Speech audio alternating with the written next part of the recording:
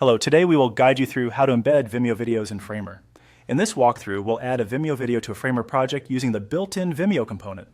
We'll keep things simple and clear so you can follow along at your own pace, and by the end you'll have a working video embedded directly in your design.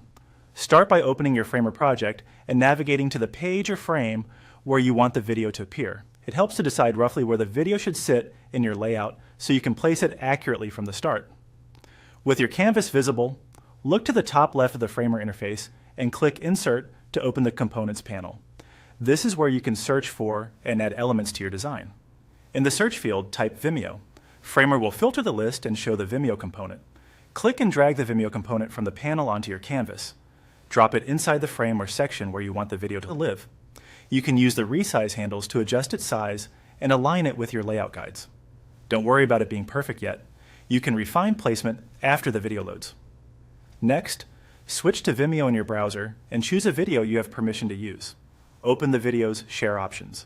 In the Share menu, look for the direct link to the video and click Copy Link. You don't need the embed code for this method, just the standard video URL. If you're testing, any publicly accessible Vimeo link will work. Return to Framer with the Vimeo component still selected. In the right-hand Properties panel, find the field labeled URL. Click into that field, paste the Vimeo link you copied, and press Enter to confirm. Framer will fetch the video and display it in the component on your canvas. If it doesn't appear right away, double-check that the link is correct, that the video is public or shareable, and that there aren't any stray spaces before or after the URL. With the video visible, you can fine-tune the component's size and position to suit your layout. Consider giving it enough width for comfortable viewing and maintaining a balanced aspect ratio so it looks great across breakpoints.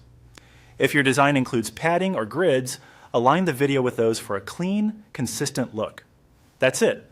Your Vimeo video is now embedded in Framer using a simple drag, paste, and confirm flow. Thanks for following along, and happy designing.